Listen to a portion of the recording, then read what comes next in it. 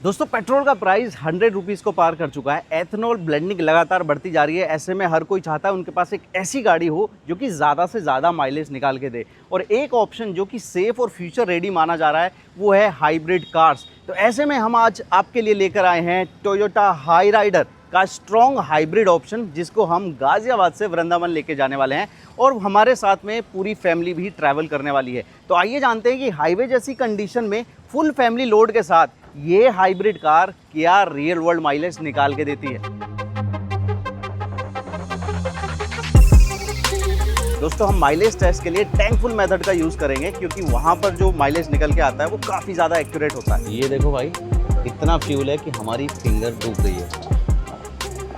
और क्योंकि half tank से कम था इसलिए 32 या 33 लीटर के आसपास आया है। दोस्तों टैंक हमने फुल करा लिया है, लेकिन इससे पहले कि हम ट्रैवल शुरू करें, अपने सफ़र शुरू करें, आपको एक बार बूट स्पेस दिखा देता हूँ। देखो क्योंकि ये हाइब्रिड ऑप्शन है तो यहाँ पर एक बैटरी प्लेस रहती है, जिसकी वजह से बूट स्पेस थोड़ा सा कम हो जाता है। 265 लीटर का मिलता है, बट आपकी फैमिली का सामान ईजिली इस बूट में शिफ्ट हो जाएगा। हालांकि हमारा जो ट्रैवल है एक दिन का, इसलिए हमने लाइट वेट ही रखा है, ज़्यादा सामान नहीं रखा है। लेकिन अगर आप ज़्यादा सामान भी रखना चाहें वो भी इजीली इसमें आ जाने वाला है। अब दोस्तों आपको पता है टैंक फुल कराने के बाद और ट्रिप शुरू करने से पहले हमारा सबसे ज़रूरी काम है ट्रिप मीटर को रीसेट करना। तो ये है ट्रिप ए, इसको हम 0 कर देते हैं, और ये ट्रिप बी है, इसको भी हम 0 कर देते हैं। ओडोमीटर आप देख सकते हैं 11,549, इतना ये अभी तक चली हुई है। चलिए सफर को शुरू करते हैं। और दोस्तों मैं आपको बताना चाहूँगा इसमें 3 ड्राइव मोड मिलते हैं, पावर, इको एंड नॉर्मल। और इस गाड़ी को हम मोस्टली इको मोड में चलाने वाले हैं, और लगातार हमारा जो एसी है वो भी 25 टेम्परेचर पर सेट रहने वाला है, क्योंकि गर्मी बहुत है भाई।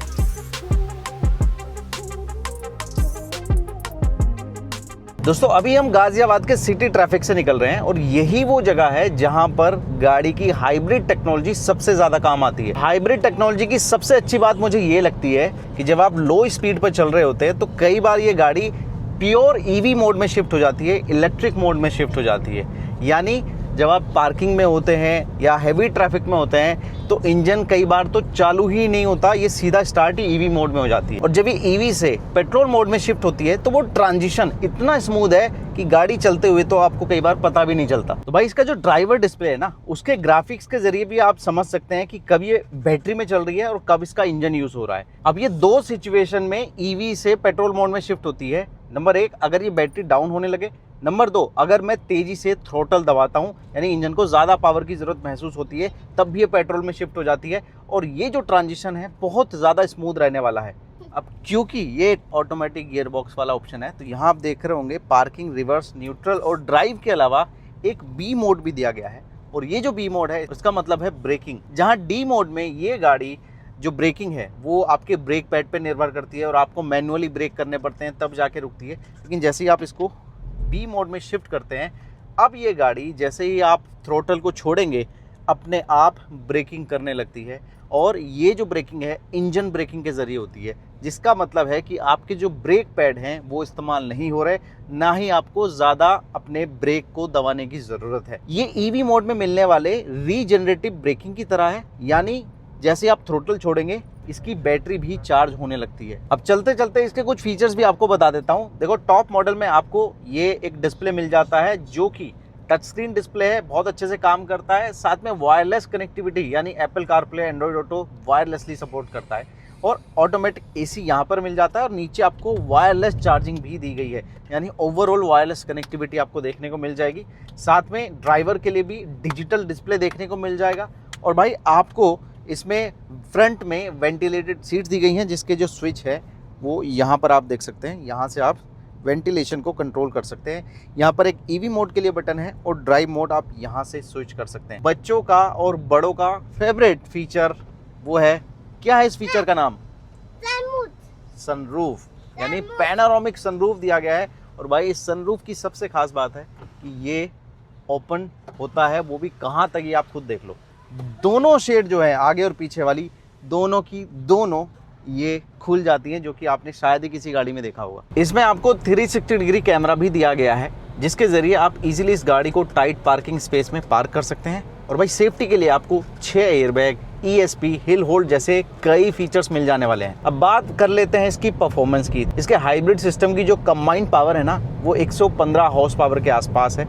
अब ये जो नंबर्स हैं, हो सकता है आपको पढ़ने में, सुनने में उतने ज़्यादा एक्साइटिंग ना लगे, उतने स्पोर्टी ना लगे, लेकिन जब आप रियल वर्ल्ड कंडीशन में इस गाड़ी को चलाते हैं तो इसका इंस्टेंट इलेक्ट्रिक टॉर्क आपको काफ़ी स्मूथ परफॉर्मेंस देने वाला है। जब आप ओवरटेकिंग वगैरह कर रहे होते हैं तो जो इसका रिस्पॉन्स है वो काफ़ी कॉन्फिडेंस आपको देने वाला है, और सिटी में ड्राइव करते हुए तो ये काफ़ी ज़्यादा एफर्टलेस आपको लगने वाली है। और मुझे सबसे बढ़िया बात ये लगी कि इसमें आपको परफॉर्मेंस और फ्यूल इफिशिएंसी का एक परफेक्ट बैलेंस मिलने वाला है। और एक शानदार चीज़ ये लगी कि इसकी जो ड्राइविंग पोजीशन है वो कुछ इस तरह से रखी गई है कि आपको चारों तरफ का अच्छा व्यू मिलता है, बोनट अच्छे से दिख रहा होता है और आपको एक कमांडिंग पोजीशन इस गाड़ी पे मिल जाती है। तो जैसा कि आप देख रहे हो, सिटी में हम करीब 50 किलोमीटर चल चुके हैं और अब बारी है हमें हाईवे एक्सपीरियंस करने की। और भाई रास्ते में चलते चलते ये देखो कैसी बस हमें मिली है। ये नोएडा की एक इलेक्ट्रिक बस है जो कि डबल डेकर है। मैं तो इस रूट पे पहली बार देख रहा हूँ। ये देखो भाई, 100% इलेक्ट्रिक और वो भी डबल फ्लोर वाली। अब हम एक्सप्रेस वे पे आ चुके हैं जो कि हमें सीधा ले जाएगा वृंदावन मथुरा की तरफ। और एक्सप्रेस वे पर आते ही देखने वाली बात ये होगी कि यहाँ हाईवे पर इसका जो हाइब्रिड सिस्टम है वो किस तरह से परफॉर्म करता है, ताकि हमारी नज़र बनी रहे अच्छी तरह से सड़क पर। इसलिए मैं एक बटन दबाता हूँ और अब देखना क्या होता है। ये देखिए, मेरे लिए इसका ये हेड्स अप डिस्प्ले खुल के आ गया है। मेरी जो नज़र है वो इस डिस्प्ले पे या फिर उस रोड पे रहने वाली है। मुझे बार बार यहाँ देखने की ज़रूरत नहीं है, ये बढ़िया चीज़ हो जाती है। और दोस्तों मोस्टली हमने देखा है कि जो हाइब्रिड गाड़ियाँ होती है ना, वो सिटी ड्राइविंग में ज़्यादा इफिशिएंट होती हैं। और हाई राइडर की खास बात ये है कि ये हाईवे पर आने के बाद भी परफॉर्मेंस और इफिशियंसी का एक बैलेंस बनाकर रखने की कोशिश कर रही है। तो जैसा कि आप देख रहे हो, हम 100+ स्पीड पे चल रहे हैं, 100 से भी ऊपर चल रहे हैं। और यहाँ पर ये गाड़ी काफ़ी स्टेबल बनी हुई है और जो कैबिन है वो भी काफ़ी रिफाइंड फील आपको दे रहा है, जो कि लॉन्ग जर्नी के लिए बहुत ज़्यादा ज़रूरी होता है और आपको कंफर्टेबल फील कराता है। और जैसा कि मैंने बताया था, 3 ड्राइविंग मोड मिलते हैं, इको, नॉर्मल एंड स्पोर्ट्स। देखो, रोज़मर्रा की ड्राइविंग के लिए इको एंड जो नॉर्मल मोड है वो आपके लिए सफिशिएंट रहने वाला है। इवन अभी मैं इको मोड में ही एक्सप्रेस वे पे चल रहा हूँ और मुझे 100+ जाने में कोई प्रॉब्लम नहीं हो रही है। लेकिन फिर भी अगर आपको क्विक ओवरटेक करना है तो आप स्पोर्ट्स मोड का इस्तेमाल कर सकते हैं। दोस्तों, अगर आप उन लोगों में से हैं जो सिर्फ परफॉर्मेंस या सिर्फ माइलेज नहीं चाहते, बल्कि इसका एक बैलेंस कॉम्बिनेशन चाहते हैं, तो हाइब्रिड पावर ट्रेन आपके लिए एक समझदारी वाला ऑप्शन रह सकता है। क्योंकि मैं ओवरऑल जो फील कर पाया हूँ उससे मुझे ये समझ में आया कि इसकी ड्राइव भी स्मूथ रहती है और फ्यूल इफिशियंसी भी आपको इम्प्रेस करती है। और दोस्तों, जैसा कि आप देख रहे हो, टोटल हम 100 किलोमीटर चल चुके हैं और डिस्प्ले पर जो माइलेज दिखा रहा है फिलहाल 23.5 kmpl का दिखा रहा है। ये थोड़ा ड्रॉप हुआ है, सिटी में हमें ज़्यादा बेटर मिल रहा था। अब लंबा समय हम हाईवे पर चले हैं, लेकिन अभी भी एक इम्प्रेसिव माइलेज डिस्प्ले पर नज़र आ रहा है। लेकिन जो रियल वर्ल्ड है वो तो हमें टैंक फुल कराने के बाद ही पता चलेगा। तो फिलहाल मैंने गाड़ी को साइड में रोक लिया है, क्योंकि जो फैमिली हमारे साथ ट्रैवल कर रही है उनका एक्सपीरियंस जानना भी ज़रूरी है। एक एक करके सुनते हैं कि इनको इसमें ट्रैवल करते हुए कैसा लग रहा है। पहले देखते हैं कौन कौन ट्रैवल कर रहा है। ये बेटी है, ये बेटी की मम्मा है और ये बेटी का मामा है और ये है दादी। इसकी नहीं है, मेरी दादी है। तो सबसे पहले दादी से पूछते हैं, दादी गाड़ी में बैठ के कैसा लग रहा है? अच्छा लग रहा है बेटे। अच्छा लग रहा है? हाँ। जगह कैसी है? हाँ, जगह भी अच्छी। कोई अभी तक दिक्कत हुई बैठने में? कोई दिक्कत ना। कोई दिक्कत नहीं। अब बात करते हैं रियर सीट के जो पैसेंजर है उनकी जर्नी अभी तक कैसी रही है। तो सबसे पहले पूछते हैं मयंक भाई से, तो पीछे का सीटों का कंफर्ट आपको कैसा लग रहा है और क्या फीचर आपको अच्छा लगा? पीछे का कंफर्ट बढ़िया है, लंबी जर्नी पर भी जा सकते हैं इस पे बैठकर आराम से। और क्या 3 लोग आराम से बैठ सकते हैं पीछे? हाँ बिल्कुल बिल्कुल आराम से बैठ सकते हैं। ये देखो कैसे बैठ गए। ठीक है, अभी तो 2.5 है, लेकिन हाँ 3 लोग भी आराम से बैठ हाँ, सकते 3 हैं। लोग भी बैठ सकते हैं। ठीक है, और क्या फीचर आपको अच्छा लगा? मुझे सबसे अच्छा लगा ये पूरी जर्नी में मुझे धूप से बचाया इसने। ठीक है, ये बताओ भाई, पीछे की सीट में लेग रूम और हेड रूम कैसा है, यानी स्पेस कैसा लगा? लेग रूम का स्पेस भी अच्छा है और हेड रूम का भी अच्छा है। आपकी जो लंबी टांगे हैं उनको आने में कोई भी प्रॉब्लम नहीं? कोई प्रॉब्लम नहीं, हम लंबी और लंबी करके बैठ रहे हैं। अच्छा ठीक है। हाँ जी। और ये भी बता दूं, ये आधे रास्ते में सोती हुई आई है। और क्या फीचर आपको अच्छा लगा? इसमें पीछे सबसे अच्छा है कि हम अपना फ़ोन चार्ज कर सकते हैं। अच्छा, ये भी मैं दिखा दूं, 2 आपको चार्जिंग पोर्ट दिए गए हैं, वो भी टाइप सी। और अगर आपको टाइप ए की ज़रूरत है तो वो आपको आगे मिल जाने वाला है। अब बढ़ते हैं बच्ची की तरफ। बच्ची की सीट बेल्ट निकाल दो। सबसे बढ़िया बात, इस गाड़ी में जितने भी लोग हैं सब ने सीट बेल्ट लगाई हुई है, इवन छोटी बच्ची ने भी। बेटा अनन्या, आपको इस गाड़ी में सबसे अच्छा क्या लगा? ये दादी अच्छी लगी। दादी? दादी नहीं, गाड़ी के अंदर क्या अच्छा लगा? गाड़ी में सनरूफ। ये देखो भाई, इनको सबसे अच्छा लगा सनरूफ और ये देखो इसके अंदर ये कुछ भी लग सकता है। वाओ, खाने देखा के सबसे लिए। इम्पोर्टेंट फीचर और इस बेटी ने इसके अंदर यहाँ भी पर बताया है कि ये बैग देखो आर्मरेस्ट जो चल है, सकता है। और ये सीट बेल्ट हमें बचाती है। दो इम्पोर्टेंट फीचर। सबसे पहला, रियर में आर्मरेस्ट मिलता है विद कप होल्डर, वो बेटी को अच्छा लगा। और दूसरा, सीट बेल्ट, तीनों बंदों के लिए सीट बेल्ट मिलती है, जो कि मेरी बेटी का कहना है हमें बचाती है। वेरी गुड बेटा। तो आपने देखा भाई, फैमिली का भी जो रेस्पॉन्स है, जो फीडबैक है, वो काफ़ी पॉजिटिव है। रियर सीट पर बैठकर आप लॉन्ग जर्नी पर जा सकते हैं। अगर दादी को मेकअप करना हो तो ये उठाओ उठाओ उठाओ उठाओ, ये भैया, अरे तू भी कर ले भैया।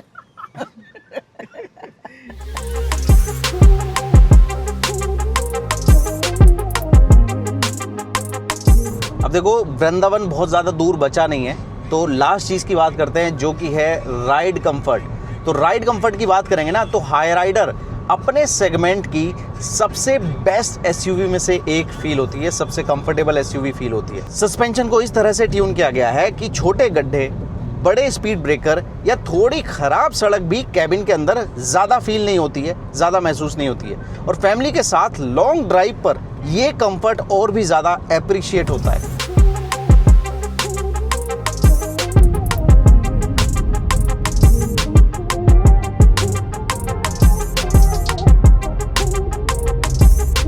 और दोस्तों, वृंदावन आते ही सबसे पहले दर्शन किसके हुए हैं? सामने बोर्ड देखो, पागल बाबा मंदिर के। और जैसा कि आप देख रहे हो, यहाँ आते ही आपको काफ़ी ट्रैफिक मिलने वाला है, जैसा कि अभी हमें देखने को मिल रहा है। और ये दोपहर का टाइम है, दोपहर के भाई 12:45 है, उस समय पर ये इतना ट्रैफिक यहाँ पर मिलता है। तो सिटी में आपको ठीक ठाक ट्रैफिक मिलेगा, और वहाँ पर बाकी गाड़ियों के मुकाबले हमारी गाड़ी ज़्यादा बेटर माइलेज देगी, जो कि मैं उम्मीद कर रहा हूँ। जैसा कि मैं डिस्प्ले पर दिखाना चाहूँगा, फिलहाल जो माइलेज इस गाड़ी में दिखा रहा है वो है 24.3 kmpl का।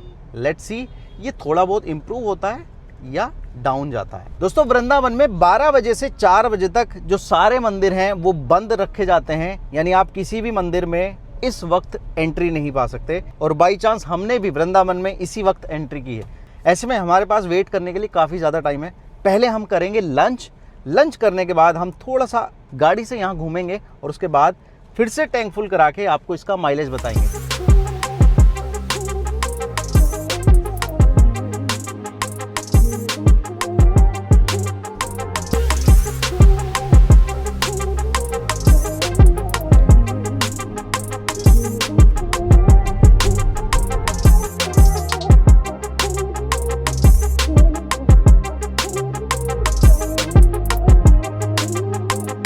तो भाई, वृंदावन में गाड़ी से हम जितना घूम सकते थे उतना हमने ट्रैवल कर लिया, और अब हमारा जो ट्रिप मीटर है वो बता रहा है 183.5 किलोमीटर टोटल हमारी गाड़ी चल चुकी है।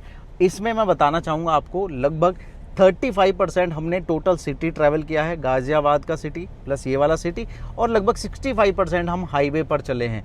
अब फिर से टैंक फुल कराते हैं और देखते हैं कि क्या रियल वर्ल्ड में माइलेज दिया है इस हाइब्रिड गाड़ी में, जब हम फैमिली लोड के साथ इसमें सफ़र कर रहे थे। तो हम फिर से कराने वाले हैं टैंक फुल, और वो भी ऊपर तक, जैसे हमने पहले कराया था। यहाँ पे रीडिंग देख लीजिए, 0 हो चुकी है, जो कि सबसे ज़्यादा ज़रूरी होता है जब भी आप टैंक फुल कराएं। और पहले ऑटो कट लगेगा, हम उसके बाद भी ऊपर तक डलवाएंगे। तो जैसा कि आप देख रहे हो, हमने उतना फ्यूल डलाया कि हमारी फिंगर डूब जाए। तो जैसा कि आपने देखा, हमने फिर से उतना फ्यूल डलाया है कि हमारी फिंगर डूब गई है। यहाँ स्क्रीन पर देख लीजिए, 7.89 लीटर इसमें फ्यूल आया है। आप कैलकुलेट करते हैं इसके माइलेज को। तो भाई, जैसा कि आप देख रहे हो, जो फ्यूल आया है वो 7.89 लीटर आया है। एक बार कैलकुलेट मैं करके दिखा देता हूँ।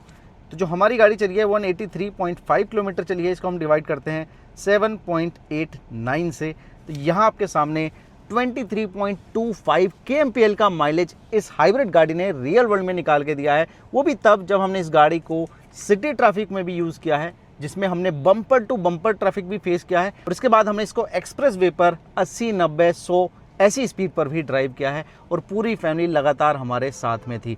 तो कैसा लगा ये माइलेज टेस्ट, और कैसा लगा इस हाइब्रिड गाड़ी का माइलेज रियल वर्ल्ड में, एक बार हमें कमेंट करके बताना। आपको क्या लगता है भाई, क्या इस E20, E30 या E85 जैसे फ्यूल के ज़माने में इस तरह का माइलेज मिलना इम्प्रेसिव है या फिर नहीं। बाकी अगर कोई सवाल है टोयोटा हाईराइडर हाइब्रिड से जुड़ा हुआ तो वो हमें कमेंट में पूछ लेना। इस वीडियो को देखने के लिए आपका बहुत बहुत धन्यवाद। जब भी गाड़ी चलाइए सीट बेल्ट ज़रूर पहनिए। Thank you.